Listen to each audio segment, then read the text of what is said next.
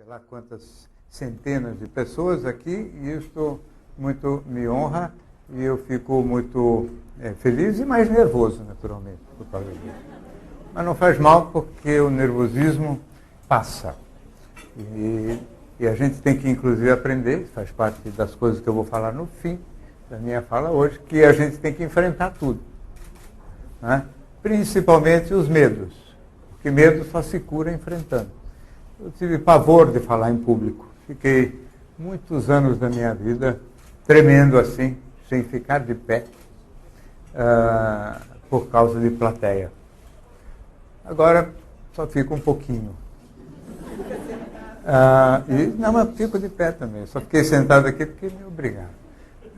Eu até que queria ficar de pé, mas disse que se mexe muito, atrapalha a luz. Então eu faço sentado. Mas eu quero antecipadamente agradecer muito a vocês o carinho, a recepção e a oportunidade, porque é uma oportunidade de ouro para alguém poder fazer 4 semanas seguidas, quer dizer, falar durante, cada vez são quase 2 horas, são 8 horas, conversar com vocês e poder, portanto, dar uma visão um pouco mais clara da minha maneira de pensar e não aquelas coisas de 2, 3 minutos que a gente faz às vezes para a televisão e que não tem a densidade e o conteúdo que a gente gostaria. Eu falei primeiramente sobre a necessidade da gente aprender a lidar mais ou menos rapidamente com frustrações e contrariedades, não perder muito tempo com as dores inevitáveis da vida. Eu espero que a televisão não apareça isso aqui, não é? E que, portanto, a gente seja mais ou menos rápido para ultrapassar as dificuldades, limitações e os sofrimentos inerentes, inexoravelmente, à condição humana, né? Imaginar a felicidade como alguma coisa que não envolve nenhum tipo de sofrimento é ingenuidade, é realmente vender ilusão e é uma mentira. E tudo que é mentira e é ilusório, evidentemente, vai gerar mais sofrimento, mais decepção, porque as pessoas vão acabar percebendo que foram enganadas. Eu falei também sobre a diferença importante entre os prazeres negativos, aqueles que derivam do fim dos sofrimentos, como a doença, né? A saúde seria um prazer negativo, o próprio mal-estar físico de todo o tipo, fome, sede, desconforto material de toda a ordem, e que talvez seja o ponto no qual o dinheiro tem a maior relevância, né? Como remédio para as nossas dores e, portanto, gerando prazeres negativos, aqueles que nos levam para o estado de equilíbrio, para o zero. Falei também sobre o amor, que na sua versão tradicional é um prazer negativo, porque também é um remédio para o desamparo, é um remédio para o sofrimento da solidão e, portanto, vicia, traz consigo vários efeitos colaterais do tipo possessivo, ciumento, dominador, e que, se não for motivo de reflexão e de evolução, estará condenando as relações que se fundamentam no amor, em particular a estrutura conjugal e a família, ao seu fim. Então, a morte da família, na realidade, não é uma obrigação, mas é o fruto, certamente, de uma reflexão incompleta sobre o fenômeno amoroso e, principalmente, a necessidade de atualizá-lo para os dias de hoje, ganhando, e aí o amor ganharia um aspecto muito positivo, que se aproxima da amizade, companheirismo, prazer no convívio, sem esta necessidade imperiosa da presença do outro, sem direitos de um sobre o outro, sem a possessividade. E se a gente conseguir, como eu também falei meio de brincadeira, mas é sério, transar com o amigão, então nós estamos diante de uma coisa que se chama mais amor, né? Ou um amor de qualidade diferente, aquele que provavelmente pode garantir relações conjugais novas, relações afetivas estáveis e de longo prazo, coisa absolutamente essencial para que as famílias e para que a vida das crianças realmente volte a alguma normalidade.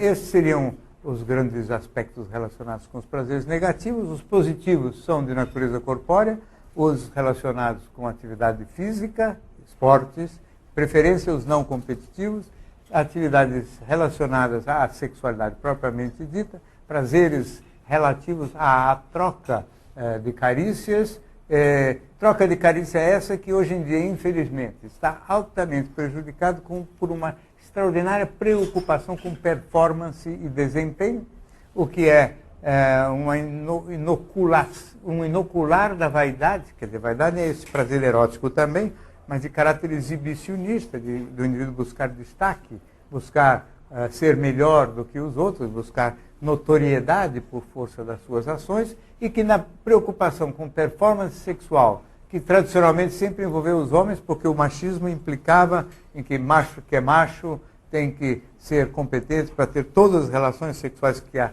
circunstância lhe favorecer, e todas as oportunidades não é permitido perder oportunidade sexual. Agora também essa preocupação com performance, não tanto nesse sentido de não poder perder oportunidade, mas a preocupação com performance ganhou fôlego também entre as mulheres. Então, a vida sexual vem se transformando numa espécie de ginástica, não é? E numa coisa meio acrobática, não é? E na qual os filmes pornográficos são o professor, não é? Isso é uma característica da modernidade também. Todo mundo transa rigorosamente de acordo com as normas propostas pelos filmes pornográficos, né? É terrível, mas é a pura verdade. Então, a cultura, nós vivemos uma época, e eu tenho insistido em falar isso, né, na direção de predomínio da cultura sobre a biologia ou a psicologia. Ou seja, se nós somos seres biopsicossociais, influenciados pela nossa biologia, pela nossa história pessoal de vida, pela cultura em que a gente vive, hoje somos basicamente influenciados mesmo pela cultura. Ou seja, somos escravos de uma cultura que nos impõe normas e regras por todas as vias da propaganda, da televisão e agora também da pornografia. Ou seja, as pessoas passam a ter sexo da forma como está lá no filme, né? E quem não for competente para fazer aquilo lá, não é de nada, né? E é assim que as coisas se estabeleceram. Hoje, há 10 anos atrás, por exemplo, sexo anal era uma coisa raríssima. E que a maior parte das mulheres não gostavam, sentia dor e detestava mesmo e não fazia. Hoje todas perderam a dor. Não dói mais.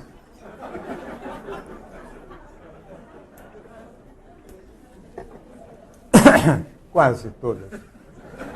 Mas a maioria. Não dói. Então, eu não entendo muito, mas no tempo que eu era mocinho...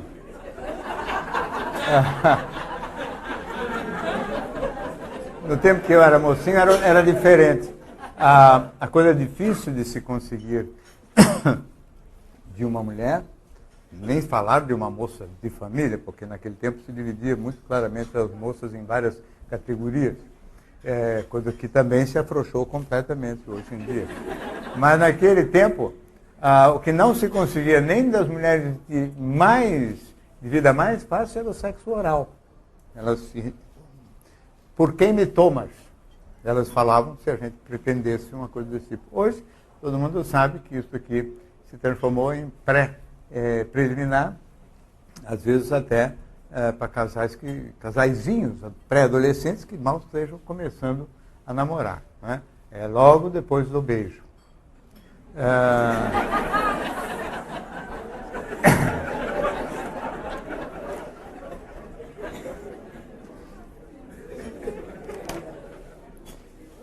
Falei também de passagem, infelizmente, rapidamente, sobre os prazeres de natureza intelectual, que são prazeres positivos também. Ninguém precisa estar infeliz, ninguém precisa ter dor nenhuma para curtir um bom filme, um bom livro, uma boa conversa, uma música, o convívio com pessoas com as quais a gente possa aprender, interações humanas de qualidade, que infelizmente também vêm se tornando cada vez mais escassas, onde, inclusive, a louvável iniciativa da CPFL para promover eventos desse tipo, não só porque a gente tem a oportunidade de conversar com vocês, mas vocês têm a oportunidade de conversar entre si. Ou seja, recria-se uma atmosfera de diálogo, de conversação, etc., que eu acho que é uma das coisas que mais falta hoje. Faz parte do pacote das amizades que vem se afrouxando e cedendo lugar às coisas mais da natureza da competição e da disputa e da rivalidade e das invejas de todo tipo,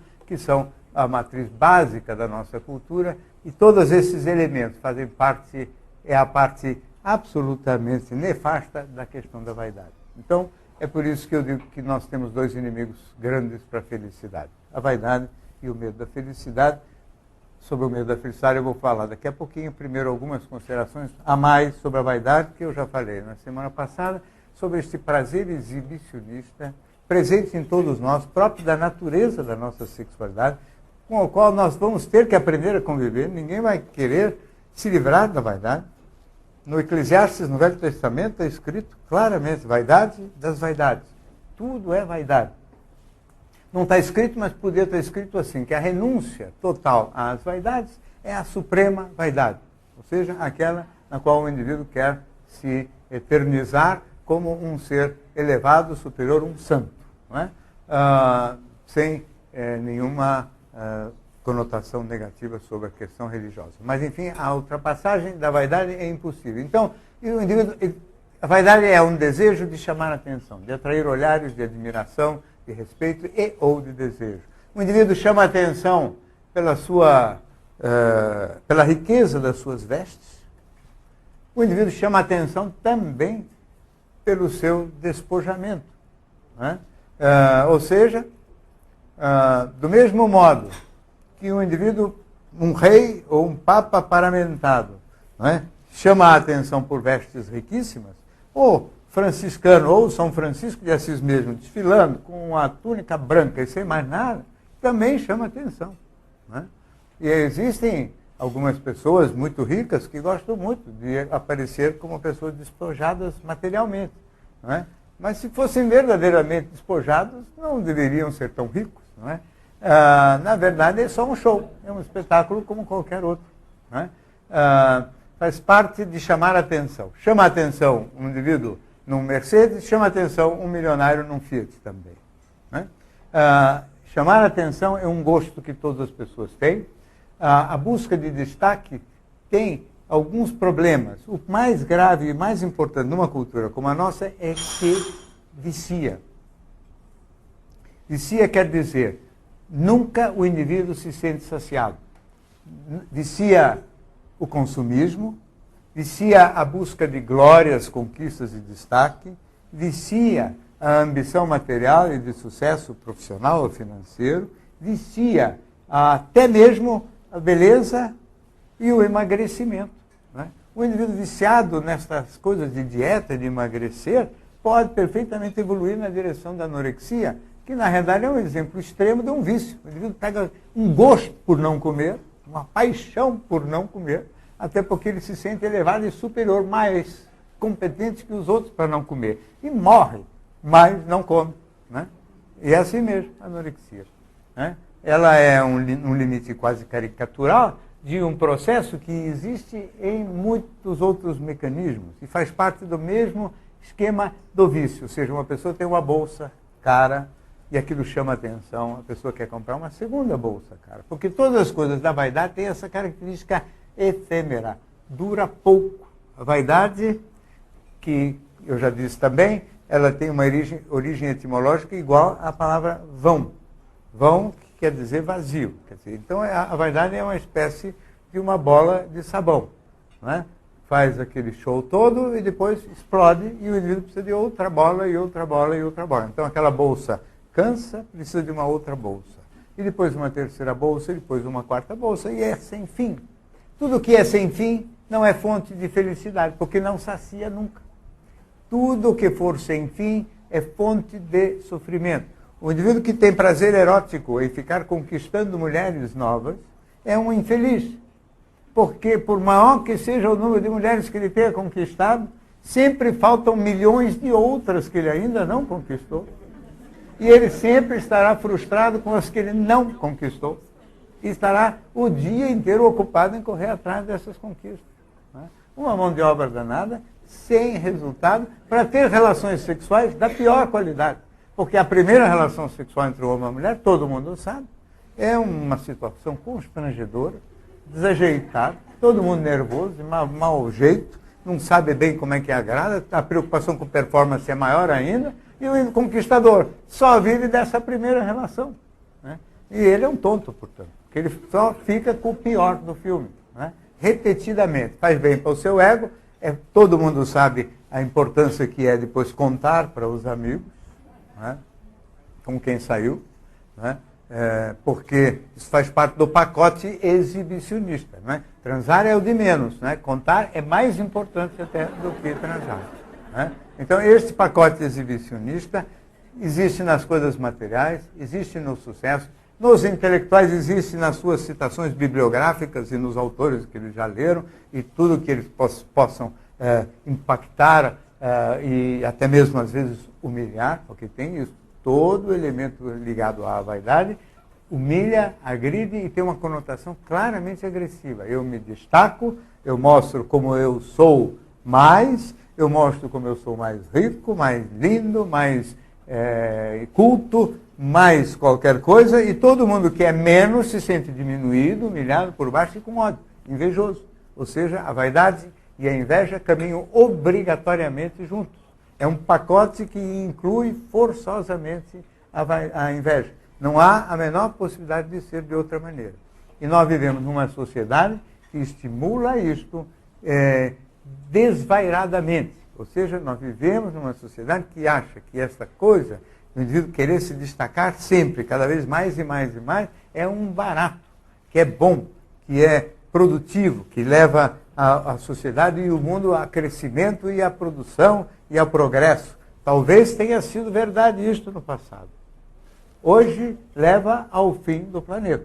Ou seja, hoje é absolutamente urgente, não é, que se reflita sobre o problema desse modo contínuo de consumir desvairadamente, de querer notoriedade e destaque, porque esta pequena minoria que consegue isto está acabando com o planeta. O planeta não dá conta disso aí. Né? O planeta não dá conta disso, o planeta não dá conta energeticamente, não dá conta em termos de água, não dá conta em termos de temperatura. Vai acabar. Ou os seres humanos vão criar juízo, ou vai acabar. E a dúvida é enorme, porque será que vão criar juízo? Se não se criar juízo, acaba. Eu sempre falo que eu sou otimista, o que nem sei se é verdade. Mas, na realidade, é o seguinte, eu digo que vai consertar. Porque se não consertar, explodiu tudo. Né? Se explodiu, também não vai ter ninguém para falar que eu estava errado. Então, eu acho que vai consertar.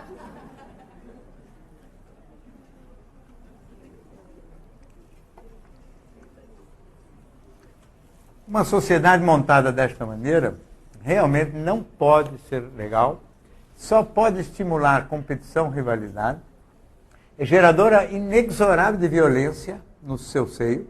A violência urbana não pode deixar de existir num mundo onde os ricos não fazem outra coisa senão exibir a sua riqueza. Né? E, de certa maneira, esfregá-la na cara dos que não têm. Esfregar mesmo. Entendeu? E é evidente que aquele que é humilhado não pode deixar de ter uma reação de revolta. Se não tiver muito boa e sólida formação moral, evolui, sim, na direção da criminalidade, estimulado por outras variáveis que dão a ele a ideia de que ele poderá conseguir os benefícios materiais que ele sonha, e que não são outros, senão aqueles que todos nós sonhamos. Né? Os delinquentes, traficantes e outros não pretendem nada de diferente do resto da população.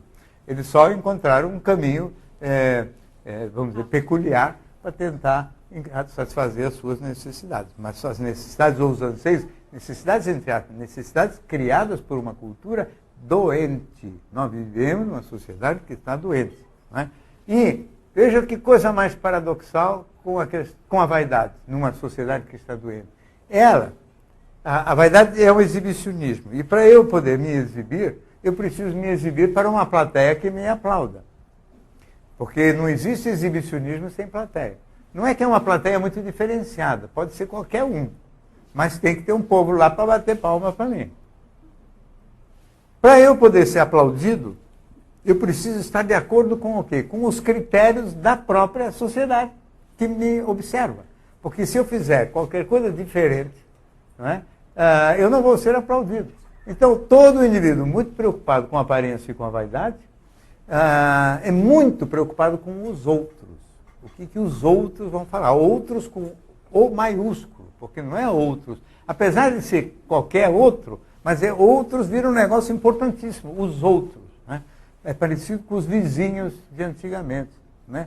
Quando as mães falavam para as meninas, né? Cuidado com o que os vizinhos vão falar da reputação dela. Mas hoje não falam dos vizinhos, mas falam dos outros no genérico, que no fundo é a mesma coisa. Os outros, eles vão ter que me aplaudir. Para os outros me aplaudirem, eu preciso agir de acordo com aquilo que é valor dos outros. E se eu quero me destacar, como é que eu vou me destacar? Fazendo exatamente aquilo que os outros valorizam. Porque o destaque exige uma notoriedade, alguma coisa diferente. Então só dá para se destacar na quantidade, né? E não na qualidade. Então o indivíduo se destaca tendo mais do mesmo. Mais do mesmo. É uma expressão que é a mesma coisa que eu já li alguma vez, né, um desses críticos da contemporaneidade, dizer que o rico é o indivíduo que tem muito das mesmas coisas. Né? Porque só existem aquelas coisas. Não tem carro, tem casa, tem cama, tem cadeira, tem sapato, meia. Só tem isso, não tem outra coisa. Relógio. O rico tem muitos relógios, não é? Os outros têm poucos relógios. Precisa ver se vale a pena tanta confusão só para ter mais do mesmo. E chamar a atenção por isso. Não é? Desorganizando toda a estrutura social, criando uma visão aristocrática do que seja felicidade. Não é? Aristocrático, como vocês sabem, é uma das coisas que eu implico mais, porque subentende sempre a mesma coisa. A ideia de que o indivíduo, para poder ter aquela coisa, aquela glória, aquela felicidade, entre aspas, ele vai ter que condenar a infelicidade 99% das outras pessoas. Todas as felicidades aristocráticas, quer seja beleza, riqueza, fama, inteligência extraordinária, glórias, de qualquer tipo, conquistas eróticas mesmo, em grande quantidade, sempre subentende condenar a infelicidade a grande maioria. E uma sociedade que valoriza, acima de tudo, estas coisas aristocráticas é uma sociedade a favor da infelicidade. Né? E é esta a sociedade que nós temos vivido, a sociedade da infelicidade. A infelicidade estimula, cais mais ainda a competição. O estimular a competição certamente pode ser que ajuda na direção do progresso, pode ser que esse progresso um dia possa ter sido muito bem-vindo, hoje nos leva para o fim dos tempos. Então, ou nós criamos juízo e conseguimos debelar um pouquinho esta coisa da vaidade, aprender a lidar um pouco mais razoavelmente com este impulso, com esse instinto, ou os nossos dias estão contados. Não é? Faz muitos anos que eu escrevi pela primeira vez sobre a vaidade. Na realidade, nunca foi um tema que agradou muito as pessoas. Sempre foi um dos meus livros de menor sucesso, quase um fracasso, foi um livro sobre a vaidade. Aliás, são dois livros fracassados, um da vaidade e um sobre o cigarro, para parar de fumar também. Que parece que foi assim, quem não fuma não lê porque não fuma, e quem fuma não lê porque não quer parar de fumar. Então ninguém comprou o livro. Alguém comprou para dar de presente para o fumante, que não leu. Então veja que não adianta escrever um livro ótimo, é preciso arrumar um jeito das pessoas lerem o livro. Né? E isso já é bem mais difícil. De todo modo, se a gente não conseguir avançar um pouquinho nisso, eu tenho que ser claro, não vejo como a questão política, ou alternâncias mesmo políticas de partidos, quem vai estar no poder, quem não vai fazer alguma diferença. Porque no poder todo mundo fica muito parecido. Né? No poder todo mundo fica poderoso, importante, se sente prestigiado, elevado, e fica seduzido, enfeitiçado pela vaidade. E depois de enfeitiçado pela vaidade, todo mundo é igual. Né?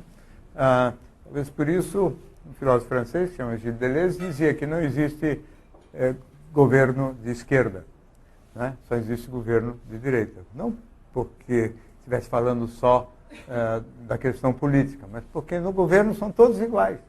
E o lugar da esquerda, que é o lugar das novas ideias, das novas inquietações, etc., é o lugar da oposição. Porque se for para o governo, primeiro deixou de ser oposição para virar, as novas ideias já viraram ideias oficiais. E segundo, virou igual a todo mundo, vai ficar metido, se achando, etc., como sempre, né? Todo indivíduo progride na vida vai ficando metido. Todos vão ficando iguais. Né? Quer dizer, a vaidade vai contaminando um por um. Né? E é difícil a gente conseguir manter uma certa humildade, uma certa docilidade, se lembrar de vez em quando que a gente ao pó voltará, não é? E que nós somos insignificantes do ponto de vista cósmico, e que não adianta ficar tão metido porque vamos morrer do mesmo jeito. Não é? Então, isso talvez ajude um pouquinho as pessoas a baixar a sua bola. Eu acho que seria de extrema valia hoje que isso acontecesse enquanto fosse oportuno, enquanto fosse tempo. Não posso me estender mais ainda sobre a vaidade. Prometo escrever no futuro um outro livro sobre a vaidade, melhor escrito do que aquele. Quem sabe eu tenha um pouco mais de sorte dessa vez, né? E quem sabe tenha a oportunidade de vir aqui falar sobre esse tema na ocasião. Vai demorar um pouquinho ainda. De todo modo, o que eu queria falar agora é sobre o outro inimigo da felicidade, que é o medo da felicidade. O medo da felicidade é um fenômeno curiosíssimo e que eu venho trabalhando e que eu descrevi pela primeira vez em 1980. E, portanto, há 27 anos. Né? É um trabalho absolutamente original. Tem precursores, sempre tem precursores em tudo. Não é? E todos os precursores trabalhavam a questão da felicidade, não como, do medo, não como medo da felicidade, mas como medo do sucesso. Eram precursores, eram americanos, dos anos 70, e todos preocupados com a dificuldade que as pessoas têm de ter sucesso, que na hora H do sucesso as pessoas tremem e muitas vezes jogam fora o sucesso, não é? Que já estava na mão. O medo da felicidade, para mim, apareceu por um caminho completamente diferente. Apareceu por força dos estudos sobre o amor. Quer dizer, foi uma surpresa muito grande para mim, desde o início, perceber que a maior parte dos casais que verdadeiramente se amam, que se dão bem, que têm tudo para ficar juntos, se separam. Não é? E até hoje. Né? A grande maioria das histórias de amor de boa qualidade terminam com separação dos que se amam. Né? E regularmente, e por motivos duvidosos. Quer dizer, os motivos são sempre os mesmos, né? Um dos dois é sempre casado, são os filhos do casamento, não pode ficar longe dos filhos, mas se separam para ficar sozinho, por exemplo. Para ficar com o amado, não, mas para ficar sozinho se separam. E é tudo pretexto, porque esses obstáculos externos já foram tidos como impedimentos muito graves no passado. Não é? Já houve um tempo em que realmente o obstáculo externo era quase que definitivo. Diferenças religiosas, diferenças de idade, famílias que se opunham, o fato das pessoas serem casadas, o divórcio era realmente uma coisa difícil e muito mal visto, etc. Nada disso é verdade hoje e o número de pessoas que se separam para casar de novo com quem amam continua sendo de 2%, 3%. Exatamente o mesmo número que era quando tudo isso era proibido. E foi daí que, então, eu comecei a achar que existia dentro da cabeça das pessoas um fator contrário à felicidade sentimental ou um fator anti-amor, não é? E que eu comecei a chamar de medo da felicidade sentimental. Que o medo da felicidade seja máximo no amor, vocês vão ver que faz todo o sentido, porque provavelmente eles vêm da mesma matriz. A verdade é que na análise mais completa da cultura começa a mostrar que este medo existe não só em relação à felicidade sentimental, mas em relação a tudo. Não é? Existe, por exemplo, desde sempre um pensamento supersticioso, né? Em que todo mundo acha que isso faz parte de uma espécie de embrião religioso que existiria mesmo nos ateus. Não é nada de religioso, não é? Mas que realmente todas as pessoas, ou quase todas as pessoas, quando estão muito felizes, batem na madeira, batem. Fazem figa ou tem algum tipo de amuleto que lhes proteja. Amuleto é um objeto ao qual a gente atribui um poder. A gente mesmo fabrica o amuleto. Eu decido que este óculos vira meu amuleto. Entendeu? Eu atribuo forças sobre-humanas ao objeto. Né? Ou uma pedrinha, a um enfeite aqui, um santinho no rosto, enfim. Cada um fabrica o amuleto que quiser. Mas é muito raro o indivíduo que não tem amuleto, que não tem superstição nenhuma, que não tem nenhum ritual, que não usa determinado perfume no dia de encontrar determinada moça, que não faz nada de muito assim sistemático e organizado, que passa tranquilamente embaixo de uma escada. Olha, você sabe que até hoje, na maior parte dos prédios nos Estados Unidos, não existe 13º andar. É o fim, não é? Um povo tão pragmático, tão, né, objetivo, andar 13 ninguém quer morar, porque pode ser que vai cair, sei lá. Só. Então no 12 e no 14 não cai. Nos primeiros vezes que eu andei de avião na Panamérica, também não tinha assento número 12, número 13, só tinha 12 e 14. Agora, nas companhias americanas já tem assento número 13. Mas é engraçado isso, né? Quer dizer, as pessoas levam a sério certos rituais. E parece mesmo, as pessoas têm muito medo da inveja. Aliás, é engraçado, são loucos para provocar a inveja, como eu falei, mas depois morrem de medo da inveja. A verdade é que o medo da inveja deriva de uma sensação que parece que quando as coisas estão indo bem para a gente, começa a ter a iminência, a sensação nossa de que parece que alguma tragédia vai acontecer. Vai começando a surgir uma ansiedade, uma tensão, um nervosismo que ninguém sabe muito bem de onde vem, que parece que alguma coisa ruim é iminente alguma tragédia. Né? E ninguém sabe por que isso. Né? E todo mundo fica com a sensação de que é um pressentimento, de que é uma intuição, de que é alguma coisa a ser levada a sério e, portanto, alguma coisa que tem que ser respeitada, porque senão a coisa horrível vai acontecer. Né? Eu nunca vi nenhum trabalho, nenhum estudo sério sobre este assunto, e muito menos hipótese explicativa de por que existe isso, que é um fenômeno, se não universal, quase universal. Quando a gente fala universal, né, de vez em quando aparece uma pessoa que fala que não tem medo da felicidade. Eu já vi pessoas me dizerem isso. E algumas realmente não têm medo da felicidade porque estiveram tão longe que, sabe, o indivíduo que não tem nenhum tostão furado não tem medo de avião, porque não vai andar mesmo. Né? Mas outras pessoas realmente não têm.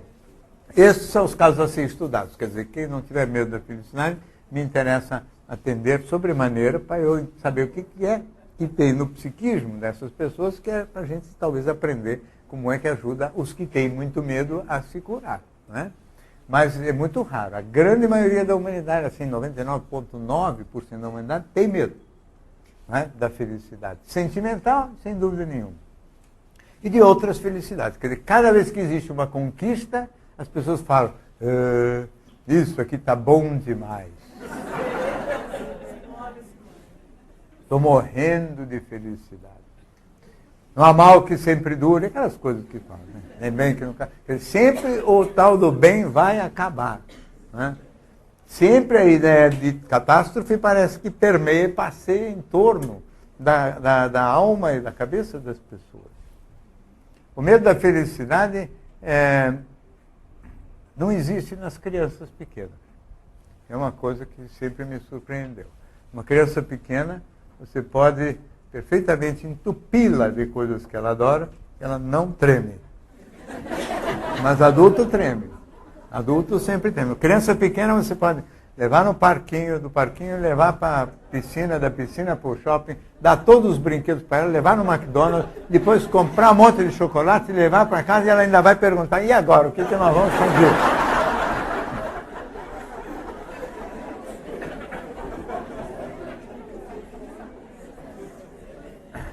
Os adultos, muito antes deste ponto, travam. Para mim está bom assim. Né? Mesmo os maiores consumistas E as pessoas que têm mais liberdade, por exemplo, para consumir bens materiais, são as que estão infelizes em outras áreas, porque parece que tem uma contabilidade o tempo todo, que se você está infeliz em alguma coisa, você se permite mais coisas aqui. Mas pegar uma pessoa que está bem de saúde, está bem sentimentalmente, levar no shopping, começar a dar um presente, 2 presentes, 3 presentes, no 4º presente a pessoa trava e fala, chega. Porque começa a ter a sensação de iminência de catástrofe. Que a criança não tem, mas o adulto tem. E nós temos que explicar isso, ou pelo menos tentar levantar uma hipótese explicativa para esse mecanismo, que é o medo fóbico, como se fosse fobia de barata, não é? Fobia de aranha ou de algum animal, fobia de avião, fobia de altura, quer dizer, pavor. Né?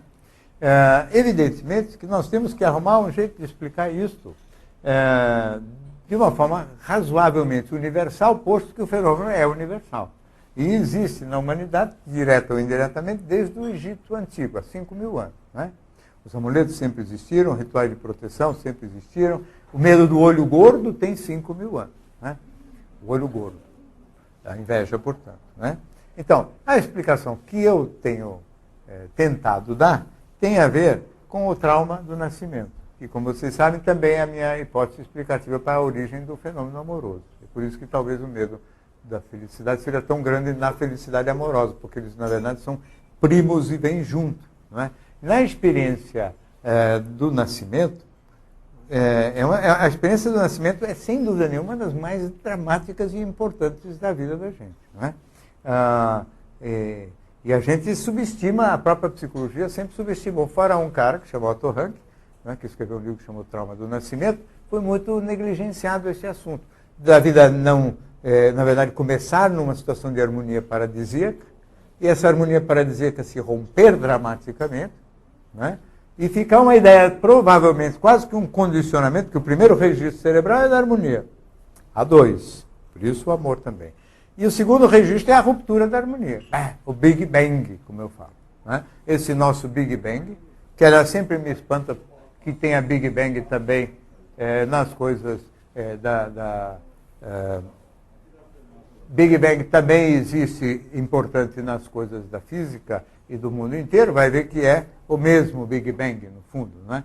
Que a gente, sem perceber, tem ou dá uma importância. Quer dizer, isto marca a gente de uma maneira muito dramática.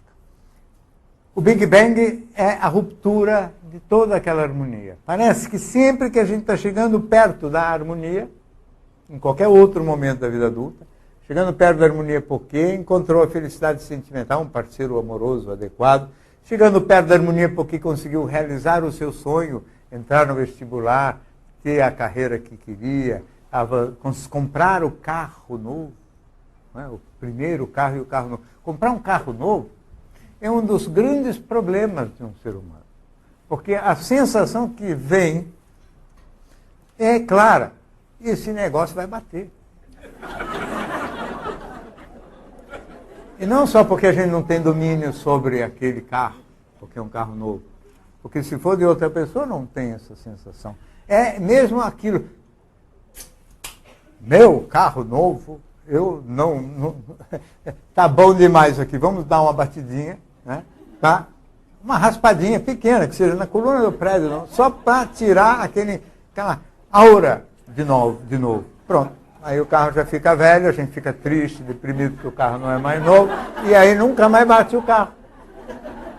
É só um batismo.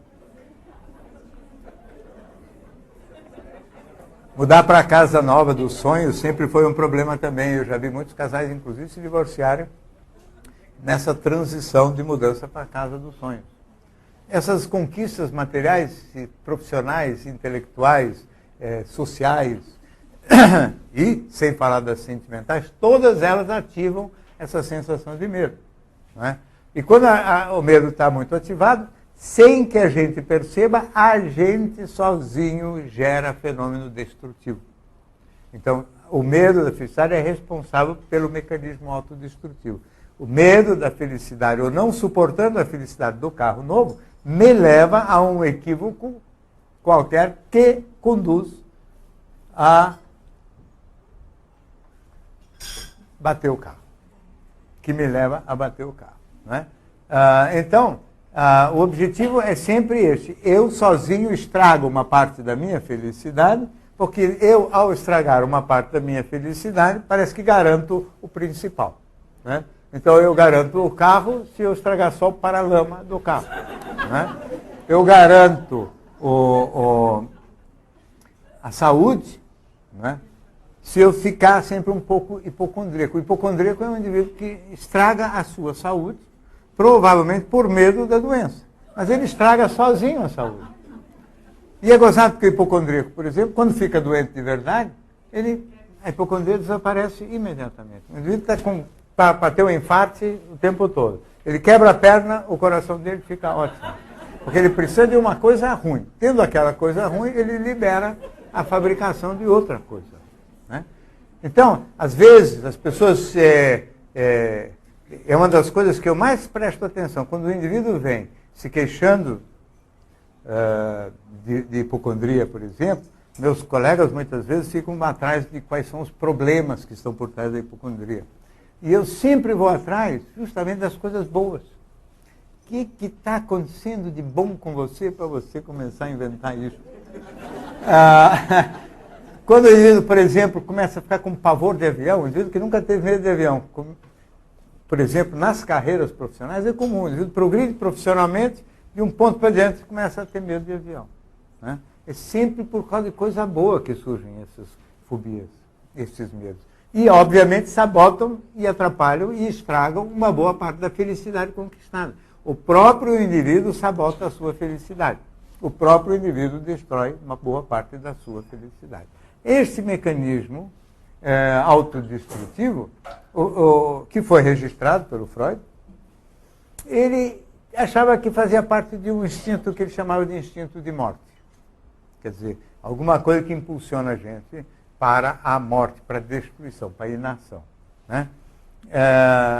E na minha cabeça, na verdade, é um mecanismo que tem origem no nascimento, ou seja, na vida. Em vez de focar na morte, que a morte, na realidade, é alguma coisa que nós não conhecemos, nenhum organismo pode ir na direção da morte voluntariamente, porque não é conhecido, é mais fácil imaginar que a gente ficou magoado ou machucado pela experiência do nascimento. Né? Então, o mecanismo autodestrutivo, ele faz parte do trauma do nascimento na minha cabeça e é ativado na puberdade e adolescência por força de algumas variáveis culturais. Não é raro que as fobias tenham essa característica, quer dizer, tem uma experiência traumática primeira e depois um desencadeante tardio. Eu trabalhei em Londres em 1970. Em 70, ainda existia muito indivíduo de 30 e poucos anos que tinha passado a guerra. E durante a Segunda Guerra, os buracos do metrô eram usados como abrigo antiaéreo. Né? E muita criança, portanto, tinha lembranças da guerra e 7, 8 anos de idade corria, quando tocava a sirene, corria para dentro do buraco do metrô e havia o bombardeio. Quer dizer, era uma situação traumática bastante relevante. Né? Trauma é sempre uma coisa relevante. Nunca se deve achar que dar 2 tapinhas no bumbum da criança traumatiza. Né? Porque esse foi um defeito que a psicologia também trouxe, de superfaturar ou começar a usar grosseiramente a palavra trauma. Trauma é quando acontece fato relevante mesmo. Então a criança, de repente, 8 ou 9 anos de idade, tem que correr para o buraco do metrô e ter uma cidade bombardeada, evidentemente é uma coisa terrível. E de repente, com 30 anos de idade, quer dizer, 20 anos depois, é que ela fica com pavor e não entra mais no buraco do metrô. Trava e não entra no buraco do metrô. Então, certamente há um fator desencadeante na experiência ou na vida pessoal dela que faz com que isso aconteça depois. Na nossa cultura, toda a montagem é contra a felicidade. Quer dizer, nós vivemos numa sociedade em que o pensamento religioso, o pensamento moral, todo ele estimula sacrifício, sofrimento, renúncia, né, dureza, batalha, né, e não curtição, felicidade e alegria. Além disso, todo o pensamento supersticioso, toda a reflexão moral e tudo que a gente vê acontecer em volta, muitas vezes, uma mera coincidência, o indivíduo está feliz e acontece uma coisa ruim, não é? Viu como realmente a felicidade estraga tudo, a felicidade mata, né? Muitas vezes, inclusive, o mecanismo que gera a destruição por força da felicidade é o álcool. Porque o álcool é um negócio engraçado. O álcool é um grande liberador da felicidade. Quando as pessoas estão felizes, a primeira ideia é vamos comemorar. Comemorar, na verdade, é beber, não é? Não é comer. É vamos beber, vamos brindar. E brindar, beber bastante, porque parece que aí quando você bebe, você aguenta bem aquela felicidade. Aí você fica metido até, né? Eu vou pegar, conseguir isso, mas vou fazer isso, mais 2 disso, mais 4 daquilo. Fala grosso para danar. Aí no dia seguinte, acorda, o álcool já foi embora, o cara começa a lembrar de tudo que ele falou quando bebeu, e aí dá um medo desgraçado, fica numa ansiedade terrível, e o indivíduo, sem perceber, sabota a sua felicidade. Não é? Essa sabotagem, ela existe em cada nova conquista. Não tem cura para o medo da felicidade. É uma coisa um pouco desagradável falar isso, mas não é grave também. Porque não tem cura agora, mas tudo que não tem cura agora pode vir a ter mais para frente. Né? Não tem cura, vamos dizer assim, para o fenômeno global. Mas como toda fobia, tem como a gente avançar muito. Não é? Como eu disse no início, e agora eu termino pelo ponto que eu comecei, a gente, na realidade, consegue muito avanço em todos os assuntos relacionados com medo, através de uma estratégia ou de umas técnicas que hoje se chamam cognitivo-comportamentais, que são, primeiro, entendimento do mecanismo. Ajuda terrivelmente a gente compreender que existe o mecanismo do medo da felicidade. Quer dizer, quando as coisas estão muito boas, tem que saber que a gente vai ficar nervoso. Não é? Muitas vezes já me perguntaram, o que você faz quando está tudo bom, quando está tudo certo para você? Eu vou para casa, tomo um Valium e vou dormir.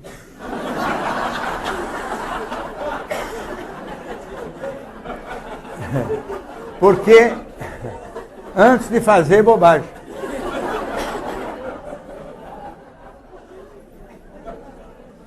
Que é provavelmente o que eu farei hoje de noite. Porque esses encontros nossos aqui realmente foram motivo de grande felicidade para mim, de muito prestígio. E eu vou para casa e vou tomar um banho e vou dormir mesmo. Porque se a gente não dá uma baixada, né? Quer dizer, a gente tem que saber que existe um mecanismo. E sabendo que existe um mecanismo, a gente já ganha grandes meios de administração e gestão do mecanismo do medo da felicidade. Então a consciência ajuda. Né? Depois, a gente tem que saber que todo medo pode ser vencido, ou pode ser pelo menos melhorado, através da montagem de uma estratégia de enfrentamento. Ou seja, se o medo existe, né? Eu monto uma estratégia, quer dizer, medo de falar em público. Eu vou, então, montar toda uma sequência de processos ou de procedimentos nos quais eu vou conseguir melhorar ou diminuir progressivamente este medo, a ponto de conseguir um certo domínio sobre a situação. O medo de ter um carro bonito. Né? Eu monto um esquema lá, se eu decidir que eu vou enfrentar este medo, eu arrumo um jeito de ter o carro bonito, deixo ele não sei quanto tempo parado na garagem, só olhando para ele, até eu e ele nos acostumarmos um com o outro, entendeu? Até a gente se familiarizar melhor, sem sair metido a besta dirigindo que nem um louco, porque vou bater. Né? Então, respeito pela diversidade, pela dificuldade, a gente vai avançando, vai conquistando o espaço e tem que compreender o seguinte, se eu perder o medo do carro, não ganhei nada ainda a respeito da casa. Isso é que eu digo que não tem cura. A gente consegue avanços focais, um por um. Eu consigo perder o medo do carro, mas qualquer outra nova conquista, o medo vai aparecer de novo, eu vou ter que enfrentar de novo essa nova conquista. Na questão do amor, é a mesma coisa. O indivíduo que tem este medo da felicidade no amor, e medo do amor, se fugir, não conseguiu avançar coisa nenhuma. Se ele disser para si mesmo, eu vou enfrentar este medo, ou seja, esta é a mulher que eu gosto, eu vou ficar com ela. Morrendo de medo, mas vou. Morrendo de medo. Tem que saber que é morrendo de medo, não é que o medo vai embora. Primeiro tem que ir embora o medo para depois ficar junto. Não é assim. Tem que ir com medo e tudo. Né? E sabe como é que a gente tem que fazer isso? É mais ou menos que nem entrar numa banheira de água pelando. Né? Então a gente vai, bota um pezinho, né? Fica lá um pouquinho, tira o pé, bota de novo, acostuma aquele pé, bota o outro pé. Né? Então, por exemplo, muitas histórias de amor vão bem, dessas aí, quando tem distância geográfica. Porque então o casal se encontra, fica junto fim de semana, aquela coisa, né? Sufocante mesmo, fica como se fosse uma coisa apertada aqui, porque chega uma hora que não dá mais para aguentar. Aí se afastam, aí dá um refresco, dá um alívio, né? 2 dias depois, 3 dias depois, já dá aquela bruta saudade de novo, aí pode encontrar mais um pouquinho, bota os outro pé, e assim a gente vai avançando passo por passo até finalmente conseguir constituir a relação plena, não é? Sem fugir, se a gente acha que vale a pena. Além de tudo, a gente tem que saber que vai ter inimigo, quer dizer, que o medo da felicidade vai trazer sabotagens. Uma das sabotagens que acontecem nessas circunstâncias é a gente maximizar, quer dizer, aumentar a importância de alguns pequenos defeitos do outro. Não é? Então a gente começa a achar que aquela pessoa tem uma mão muito feia. Com aquela mão não vai dar para fazer negócio. Ou que a voz não é exatamente o timbre que a gente gostaria. Enfim, quanto mais irrelevante for o motivo do bode, maior a garantia de que é falso. Ou seja, de que, na realidade, nós estamos caçando pretexto para poder cair fora. Né? Porque quando tem motivo relevante mesmo, não precisa caçar, né? Com lupa desse jeito. Mas isso faz parte da estratégia de cair fora. Sempre arrumar defeitos irrelevantes, né? E assim, implicar com certas coisas, com isso aí não vai dar. Né? E faz parte, quanto mais ciência e consciência a gente tem disso, mais a gente enfrenta, mais a gente vai atrás e finalmente consegue ultrapassar isso. Agora o casal feliz no amor, quando depois conseguir ter mais alguma conquista, evidentemente vai morrer de medo tudo de novo. Um dos jeitos, uma das coisas que acontece nos casais muito felizes, também, depois que já estão juntos, é arrumar umas brigas por besteira. Né? Então, a encrenca com bobagem também faz parte do mecanismo destrutivo. Quer dizer, a gente paga um pedágio, sabe como é? Que nem promessa para o santo. A gente estraga um pedacinho da felicidade para garantir o principal. Né? Essa negociação com os deuses a gente faz o tempo todo, né? E faz parte das estratégias que a gente tem de tentar conseguir se equilibrar num patamar de máxima felicidade possível. Esse inimigo não se desaparece completamente, mas ele certamente pode ir sendo vencido aos pouquinhos. E quem conseguir vencer este obstáculo, quem conseguir domesticar minimamente a sua vaidade e deixar que ela monte só nas coisas que fazem sentido, ou seja, naqueles assuntos onde eu acho que realmente existe um propósito legal no ato em si. E a vaidade, então, simplesmente se acopla. Como eu disse a semana passada, eu não vim aqui por causa da minha vaidade, eu vim aqui porque eu acho que eu tenho alguma coisa importante para contar para vocês. Evidentemente, já que eu estou aqui, já que vocês gostaram do que eu falei, eu fico muito envaidecido de saber que vocês gostaram. Mas eu não vim aqui para fazer show de vaidade, eu vim aqui para contar uma história que me parecia relevante. Né? Quando a vaidade não predomina, quando a gente consegue essas conquistas todas, a gente consegue fazer muito, muito bem a autoestima da gente. A autoestima é o juízo que eu faço de mim. A autoestima não depende dos outros. A vaidade depende dos outros, o que os outros acham de mim. A autoestima é o que eu acho de mim. Quanto maior a autoestima, maior a capacidade de domesticar a vaidade. Quanto menor a autoestima, mais escravo dos outros, da sociedade e da vaidade estamos nós. E, portanto, na realidade, a psicologia tem este serviço de utilidade pública que tem que ser prestado, que é ajudar as pessoas a construir uma boa autoestima. Porque pessoas com boa autoestima perdem a dependência tão forte do social e recuperam para o domínio da psicologia, né, nesse ser humano que é biológico, psicológico e social, trazem de volta para o domínio da psicologia um pedaço relevante da sua condição. Ou seja, fazem com que eu volte a ser senhor de mim mesmo e não escravo de um meio social e principalmente escravo de um meio social doente. Quanto maior a autoestima, menor a vaidade, e este deve ser o objetivo de qualquer pessoa que queira ser feliz. Muito obrigado.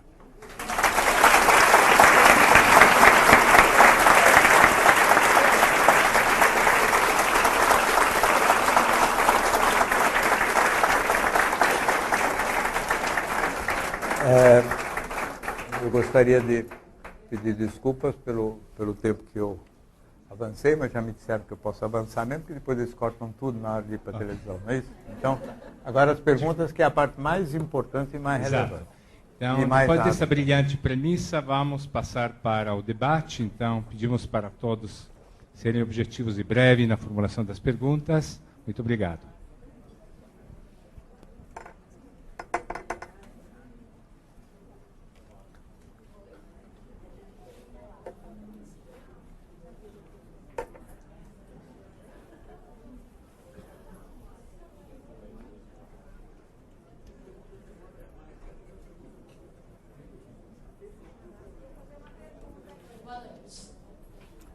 Boa noite.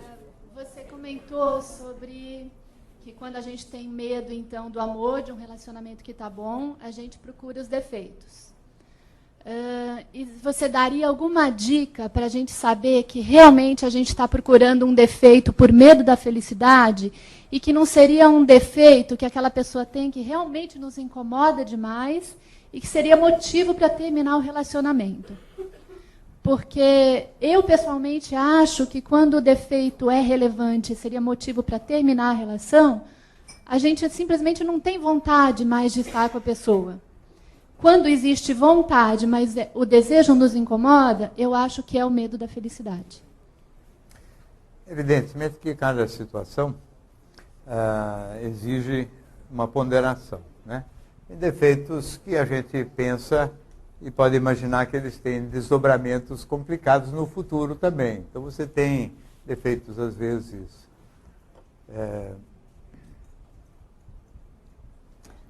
falhas de caráter, por exemplo, né? A pessoa é mentirosa. Isso não é um defeitinho, né? É muito fácil de distinguir os defeitos de relevo dos que não são. A pessoa tem... come feio. Às vezes existe, né? Dá para conversar isso aí, né? Não sei se é um defeito tão grave quanto a falha de caráter e a mentira. A pessoa tem um pé muito grande. Porque aí, em geral, quando é implicância, é coisa que... A principal característica do que é implicância é que varia. Quando você está mais corajoso, aquilo conta pouco. Quando você está muito medroso, aquilo conta muito, entendeu? Então, se fazer com esse pé, eu não caso. E depois, não, vai com esse pé mesmo. Depende do seu estado de alma. Mas o pé é sempre o mesmo.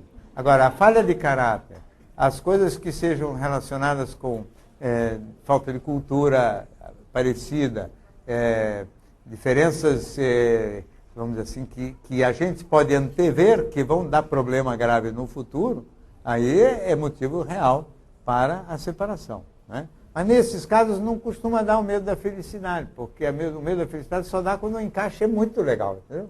Então, quando o encaixe é muito legal e começa a implicar com coisa menor, pode ter certeza que é o medo da felicidade.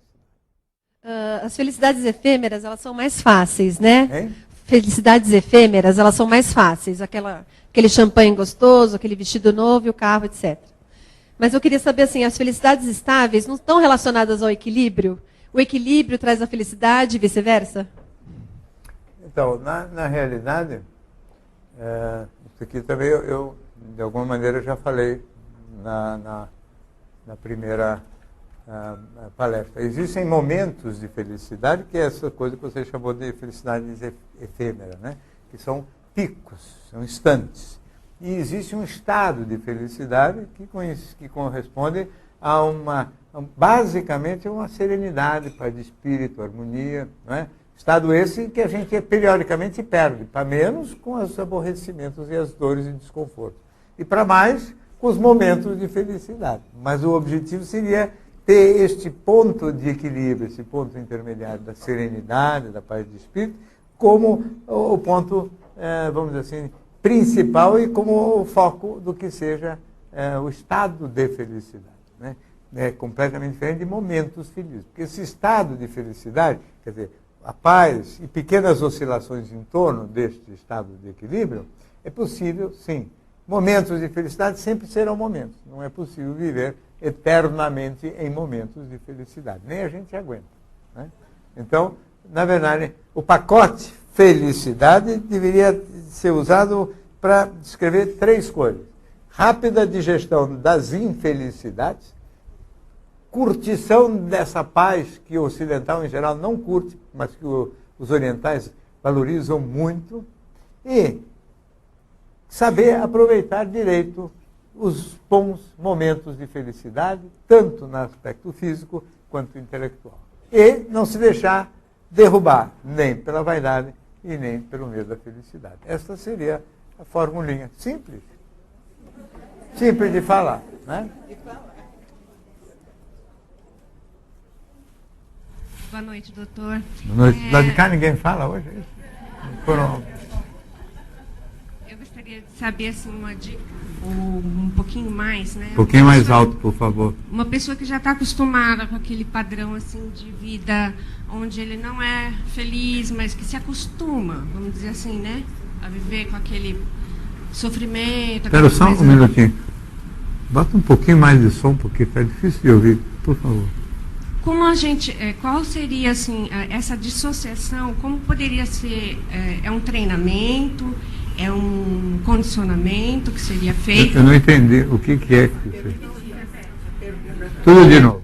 Bem mais alto. Fala. Vou começar vou falar mais alto, então. Isso. Uma pessoa que já está acostumada com um nível, vamos dizer assim, X de sofrimento na vida dela, como que ela vai fazer para dissociar mentalmente? É um condicionamento?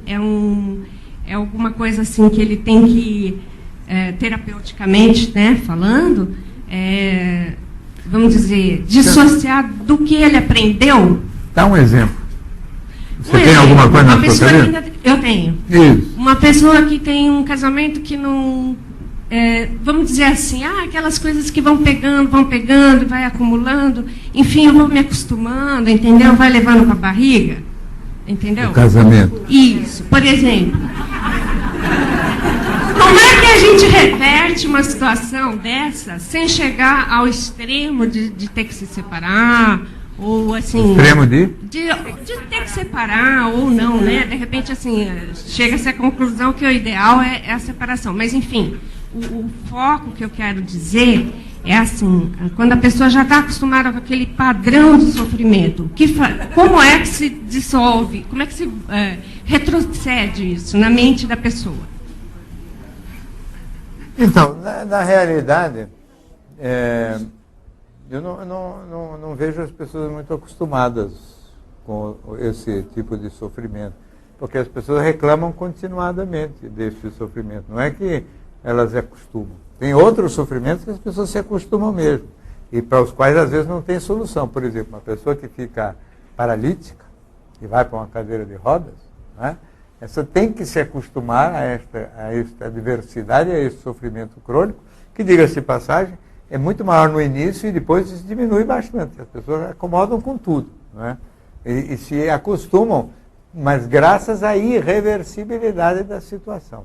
No caso do casamento mal afortunado, eu não acho que se deva ou que se possa falar na palavra acostumar, não é? Ou acomodar, porque acomodar-se é uma situação negativa, desagradável e que é reversível, é realmente vamos dizer, alguma coisa que eu gostaria que não acontecesse, né? Evidentemente que nem sempre o indivíduo que está infeliz nessa situação pode se separar, porque tem outras condições objetivas necessárias para que a separação venha a ocorrer. Mas é importante que a pessoa, vamos dizer assim, ter consciência daquele estado e ficar trabalhando para criar condições objetivas para poder sair do sofrimento. Senão, é uma acomodação próxima daquilo que a gente poderia chamar de masoquismo, quer dizer, um prazer no sofrimento.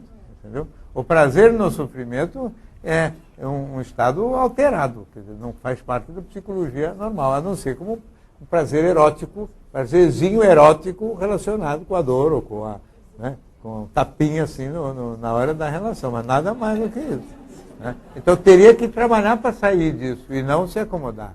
Eu não acho que é tão... E não é dissociar, porque na verdade nunca a pessoa fica confortável no sofrimento, entendeu? A não ser naquele sofrimento irreversível, como é o caso do paraplégico, entendeu? Que tem que se acomodar numa cadeira de roda e tem que aprender a viver a vida desta maneira, não é? Mas, e acaba aprendendo, viu? E vive muito bem. E às vezes, inclusive, as pessoas se surpreendem com o bom humor desses personagens.